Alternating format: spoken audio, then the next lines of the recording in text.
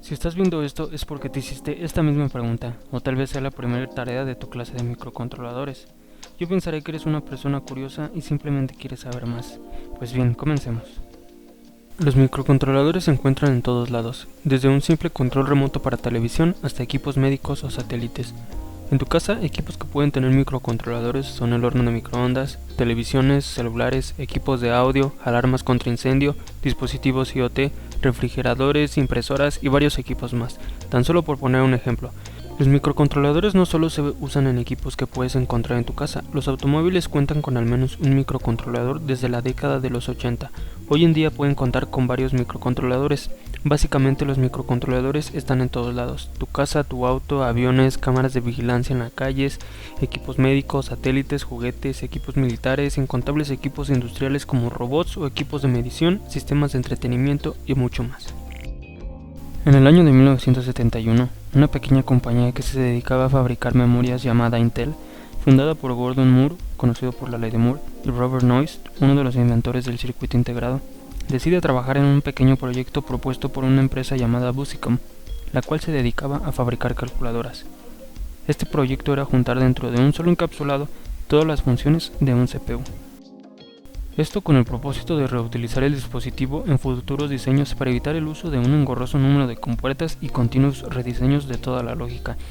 Así es como nace el Intel 4004, el primer microprocesador de la historia con 2300 transistores y una arquitectura de 4 bits, muy alejado de los procesadores actuales como el Core i9 7900X con 2600 millones de transistores. A todo esto, cabe destacar que estamos hablando del primer microprocesador, más no del primer microcontrolador. Ojo aquí. Aunque los nombres parecen muy similares, hay una diferencia entre estos dos dispositivos. El microprocesador contiene exclusivamente un CPU y lo mínimo necesario para comunicar el dispositivo con circuitos integrados externos que necesita para poder trabajar, tales como memoria RAM, ROM y algunos periféricos, como la siguiente imagen lo muestra. El poder de un microcontrolador radica en tener todos los elementos mínimos para funcionar e incluso unos cuantos elementos extra dentro del mismo encapsulado.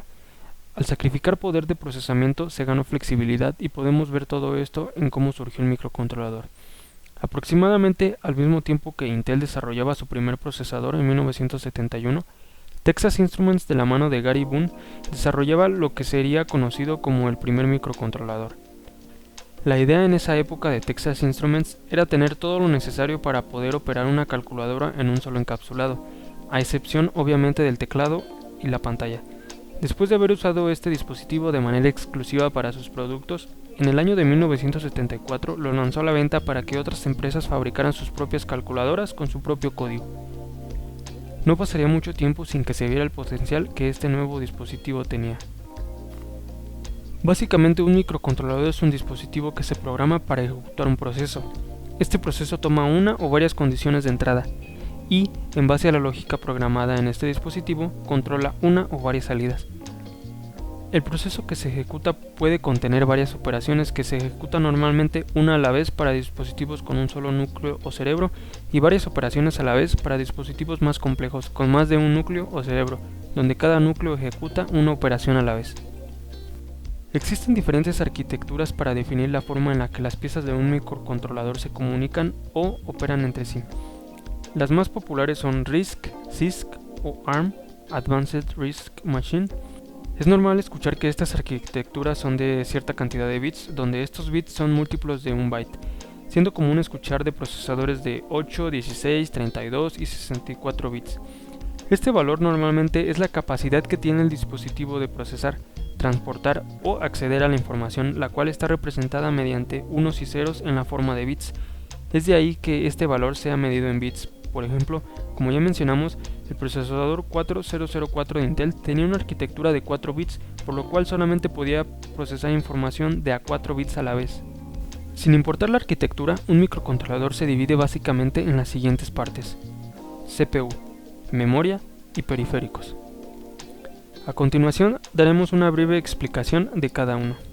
CPU es el cerebro del microcontrolador y consta de una ALU, Arithmetic Logic Unit, y una CU, Control Unit. Básicamente, la unidad de control toman las instrucciones de la memoria y las codifica en los comandos, órdenes o instrucciones a ejecutar por los demás dispositivos. En otras palabras, es el director de la orquesta dentro del microcontrolador. Reloj. La gran mayoría de microcontroladores contienen un oscilador interno que genera una señal de reloj. Esta es utilizada por todo el sistema para llevar un orden en la ejecución de las operaciones. Mientras más rápido es el oscilador, más operaciones puede realizar el microcontrolador en un determinado tiempo. Existen incluso algunos modelos que, además de contener un oscilador interno, tienen señales de entrada que se pueden utilizar como señal de reloj. La velocidad del reloj se mide en hercios, donde 1 Hz equivale a una operación por segundo, medio Hz 2 operaciones por segundo, 10 Hz a 10 operaciones por segundo. La velocidad que un microcontrolador puede llegar a alcanzar es hasta los gigahertz, que son miles de millones de operaciones por segundo, aunque el promedio de microcontroladores trabaja en el orden de los megahertz, que son millones de operaciones por segundo. Memoria. Cualquier microcontrolador convencional requiere dos tipos de memoria de programa y memoria de datos. Memoria de programa. Este tipo de memoria, como su nombre lo dice, contiene el programa a ejecutar o, dicho de otra forma, las instrucciones a ejecutar por el CPU. Este tipo de memoria usualmente es ROM o memoria no volátil y su contenido debe ser preservado cada vez que se remueve la energía al microcontrolador. Memoria de datos. Este tipo de memoria almacena información temporal usada por el CPU mientras el microcontrolador está energizado. Una vez que a este se le remueva la energía, el contenido de esta memoria se pierde. Comúnmente este tipo de memoria es conocido como RAM, memoria volátil, y una de sus principales características es la alta velocidad de lectura y escritura comparada con la memoria no volátil. Puertos I/O, Input-Output. Esta es la forma más básica de comunicarse con el mundo exterior. Mediante puertos de entrada se transforma lógica externa al sistema en datos binarios manejables por el CPU, y mediante puertos de salida se transforman los resultados del procesamiento hecho por el CPU en alguna acción a realizar por el sistema que se esté controlando. Como un ejemplo muy básico, en una calculadora podemos tener conectado en nuestro puerto de entrada un teclado para ingresar las operaciones a realizar y los datos a usar. A nuestro puerto de salida podríamos tener un display, pantalla, donde mostrar el resultado de las operaciones. Otro ejemplo básico puede ser un control remoto, donde los botones son nuestro puerto de entrada indicando la operación a realizar, y nuestro puerto de salida sería el LED infrarrojo, generando los respectivos códigos en forma de luz de las operaciones a realizar por el aparato a controlar. Esta sería la forma más básica de un microcontrolador, pero la realidad es que estos contienen una gran variedad de periféricos que le ayudan a comunicarse con el mundo exterior de distintas formas y con los cuales puede realizar operaciones más complejas. Periféricos un poco más complejos. Periféricos de comunicación serial. Desde su invención, el potencial de los microcontroladores se fue explorando cada vez más. Los sistemas en los que se usaban se volvían cada vez más complejos y por ello los microcontroladores tenían que aumentar su capacidad. Es por ello que un simple puerto de entrada o salida ya no era suficiente. Se necesitaba un sistema de comunicación entre procesos más complejo y robusto, porque los microcontroladores no estaban solos. Por lo tanto, se tenían que comunicar con otros sistemas a través de protocolos de comunicación, y es ahí donde surgieron nuevos periféricos de comunicación como I²C, SPI, UART, PWM, entre otros más complejos como USB, CAN, I²S o TDM. Todo esto debido a que se necesitaba un intercambio de información entre diferentes dispositivos, ya sea diferentes microcontroladores o un microcontrolador con algún sensor o actuador, en el que se veían involucrados una gran cantidad de datos, y no solo un 1 o un 0. Aquí no vamos a profundizar en estos protocolos de comunicación, pero en general estos periféricos permitieron añadir un nuevo nivel de complejidad a los sistemas en los que participaban los microcontroladores, al permitir sistemas de comunicación complejos entre diferentes dispositivos. Convertidores ADC y DAC. El acrónimo de ADC y DAC en inglés es Analog to Digital Converter, convertidor analógico a digital, y Digital to Analog Converter, convertidor digital a analógico respectivamente. Estos periféricos también se agregaron conforme los sistemas se iban haciendo cada vez más complejos, porque a final de cuentas, los microcontroladores empezaban a interactuar o controlar sistemas del mundo real, o dicho de otra forma, con sistemas en forma analógica. Debemos recordar que los microcontroladores son sistemas digitales que funcionan procesando información en la forma de ceros y unos. Para monitorear en algún sistema se utilizan sensores, los cuales convierten alguna magnitud de un parámetro físico a una señal de voltaje, algunas veces de forma proporcional y otras veces siguiendo una curva característica dada por el fabricante del sensor. Los microcontroladores necesitan adquirir esa información y tenerla en forma de ceros y unos. Es para eso que necesitan una ADC. De esta forma pueden adquirir el valor de esta magnitud, procesarla en su lógica interna y hacer algo al respecto con ella. Otras veces necesitan mostrar el resultado de este procesamiento de forma analógica. Al manejar exclusivamente información digital, el resultado del procesamiento será de forma digital, por lo que se necesita una forma de mostrarlo al mundo de una forma analógica. Es aquí donde interviene el DAC. Por ejemplo, en una llamada por WhatsApp se utiliza una ADC para convertir la voz en el micrófono a un valor digital, el cual es enviado a través de Internet en forma de ceros y unos. Del otro lado, esos ceros y unos son recibidos y con un DAC se convierte en la voz que se escucha en la bocina del teléfono. No siempre estos dos convertidores vienen juntos, lo más común es encontrar solo una ADC, pero existen sistemas con los dos periféricos. Timers. Este tipo de periféricos, en resumidas cuentas, lo que hacen es contar pulsos de reloj del microcontrolador. Sabiendo la frecuencia de reloj a la que está trabajando nuestro sistema, podemos determinar la duración en tiempo de diferentes eventos o procesos, lo cual puede llegar a ser útil en la lógica del microcontrolador o requerimientos que debe cumplir nuestro sistema en cuanto a tiempos. Estos son los periféricos que más comúnmente se pueden encontrar en un microcontrolador, pero recordemos que debido a la creciente complejidad de los sistemas se pueden encontrar o necesitar algunos otros no mencionados aquí. También cabe mencionar que el número de periféricos de un solo tipo puede variar. Es común encontrar múltiples periféricos de I/O, varios timers, cada uno con la capacidad de llevar a sus propias cuentas, diferentes ADCs, cada uno adquiriendo información de diferentes fuentes, diferentes puertos de comunicación serial, cada uno comunicándose con otro sistema o dispositivo externo diferente. Lo más básico que un microcontrolador necesita es un CPU para ejecutar las operaciones indicadas en el programa a realizar, memoria no volátil para almacenar estas instrucciones a ejecutar cuando el sistema esté sin energía, memoria volátil para almacenar ahí las instrucciones que se estén ejecutando mientras el sistema esté energizado, reloj para llevar una sincronía del tiempo en el que todo tiene que ir trabajando en el microcontrolador, periféricos de entrada para adquirir la información a procesar, periféricos de salida para compartir el resultado de algún proceso en el microcontrolador o para controlar algún dispositivo o sistema fuera del microcontrolador. Ahora veamos dos ejemplos de modelos de microcontroladores comerciales y sus especificaciones.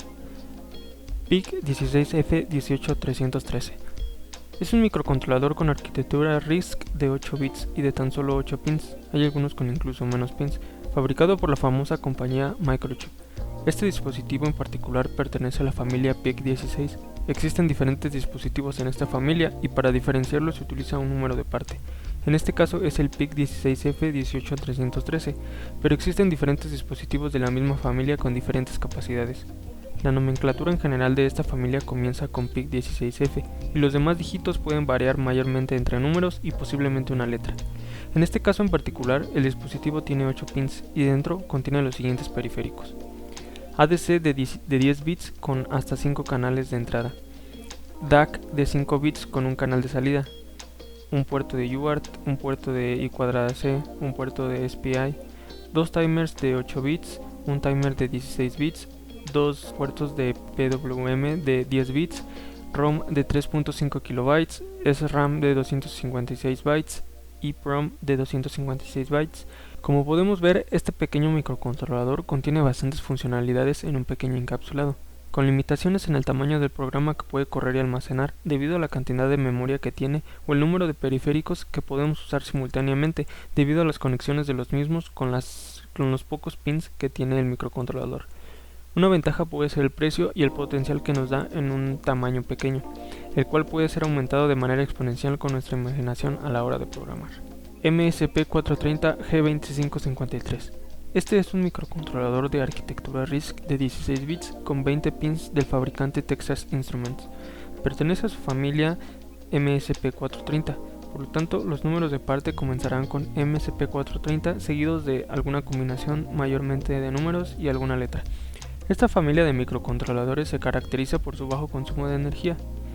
A continuación podemos ver los periféricos que contiene este dispositivo. ADC de 10 bits con 8 canales de entrada, un puerto de UART, un puerto de I²C, dos puertos de SPI, dos timers de 16 bits, hasta 24 entradas, dependiendo del encapsulado, para usar como touch capacitive, ROM de 16 KB, RAM de 512 bytes. Como podemos ver, al incrementar el tamaño podemos incrementar las capacidades de nuestro dispositivo o añadir más. Esto depende del fabricante, porque como podemos ver, este dispositivo no tiene memoria de uso general para el usuario como el PIC mostrado anteriormente con su EEPROM. Estos son microcontroladores que se pueden considerar bastante simples y fueron usados como ejemplos fáciles. También existen otros bastante poderosos con periféricos complejos y con CPUs con capacidades de hasta 64 bits y con más de 100 pins.